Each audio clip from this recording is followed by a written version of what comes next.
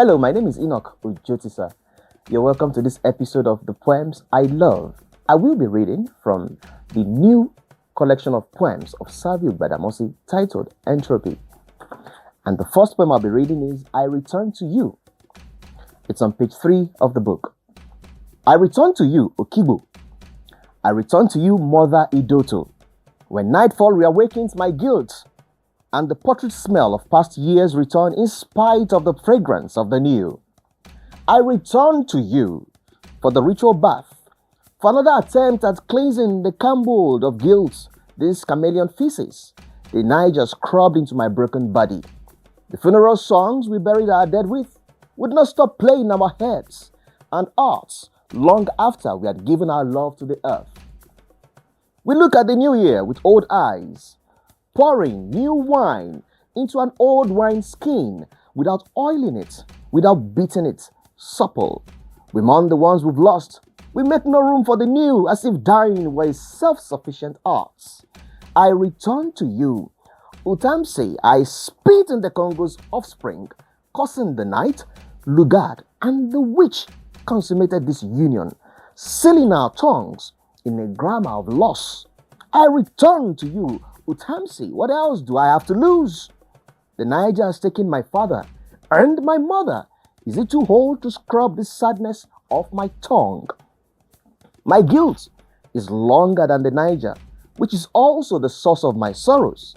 It is a guilt I inherited from doing things I do not know, for the things I know have reduced me to nothing. A eunuch shivering in prayer on his wedding nights. The next poem I will be reading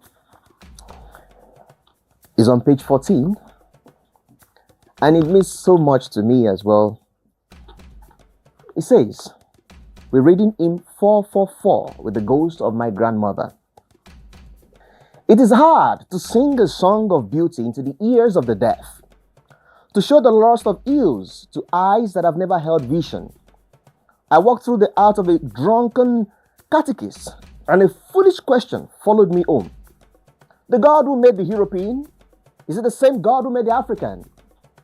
Till I felt a nudge on my shoulders and saying, our gods do not make us think less of ourselves. They do not let us place the white man's history ahead of ours. All creatures great and small, the cattle on the savannah, the sparrow on the eaves of grandfather's huts, the masked dancer who bends his body into fire, Obatala's careful hands shaping the clay of humanity, Oloko's depths where memory cannot drown, the drums that speak a tongue older than grief. We were taught to see divinity in them, all. We are God's children. We, the beautiful broken things. Birds with bright, broken wings waiting to heal.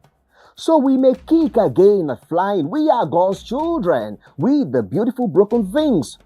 Warriors thrown overboard to calm the sea. Our shackles glistening like river water in the midday sun. We are the seeds of the motherland, scattered across the Atlantic 500 years, searching for soil. We are God's children. We, the wise and wonderful, rising like a grandmother's hymns at dawn. Her voice soft but unbreaking, teaching us that survival is wisdom, that faith is a potent forest fire. In our song, Jesus and the Orisha walk side by side, their footprints crossing the same red earth. The Lord God made them all, yes.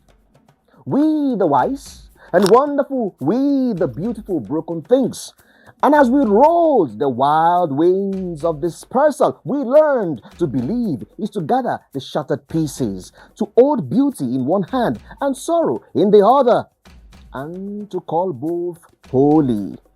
For what else could carry us across centuries but a faith stitched into flesh? That Yoruba certainty in the days and sons, unending gift for reinvention, what my grandmother calls fuel for a people who rise each morning and still dare to sing.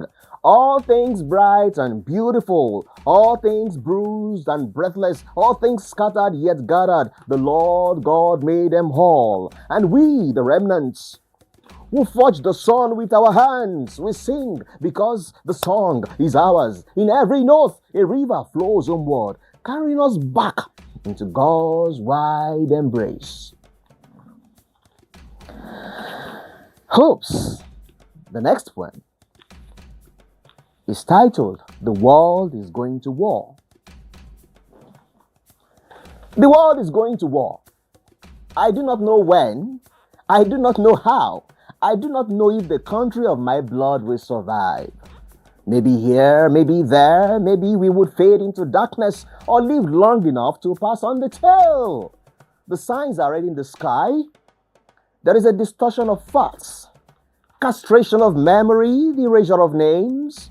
From monuments of our fathers built, there is the rape of home and soul, the endless dismembering of the African body, the African mind. Media action plans, think tanks dictating the dictation of our grief, grants that cut out the tongues of our storytellers, intelligence assets, political eunuchs running our states for Western masters. Billionaires dig bunkers, politicians buy islands, farmer giants become mosquito capitalists, feeding on the fevers of the poor. Agri-food empires have turned our bodies into research labs for cancer and profits. The world is going to war, but I do not fear the end of humanity. I fear the extinction of those whose forests are cleared for boardroom tables they are never invited to sit at. Well, the last poem that I'll be reading from is another big one titled, What the West Still Calls Our Country. I go to the West seeking the joy it stole from us, seeking the things we resist but cannot refuse. I go for hunger, for lack, for reparation, for restitution, for redemption from an omniscient enemy who watered the mortar of this beautiful brick house with my sweat. An enemy too vain, too vile to name his wrongs or wash the leprosy off his hands in asylum. I sit beneath his heavy boots singing, crush me, I have no use for myself. A crumb of bread is enough. Let me live long enough to be broken again. For the more things change around here, the more they remain the same. You could pull a page from our history, read it loud in a roadside bar, and every listener would nod to each droplet of the news, as though it happened today. I have no power. I have so little joy. What remains of my blessings cannot feed the nation. My ambitions are smoke, briefly dancing in the whirlwind and then see no more. I was born into a battle my parents did not start. My grandparents were forced to raise the Union Jack, and now I have no tools left to stitch together the joy that the war tore from me. The terrorist bandits who burned down our village took my pride, my strength, and my small inheritance of hope. They spoke a familiar language, carried familiar weapons, rode familiar horses. The survivors could sketch their faces in the sand with their bloodied limbs. Oh, yet our security forces could need the name nor find them. Each new day heaps freshly dug sorrow on my soul. I sleep in the stench of my own rot. I see maggots crawling through my dying body like it is grief's fattening room. I would have been glad if this unwilling self-sacrifice could heal the land. But I am only one in a long line of nameless martyrs hacked to death.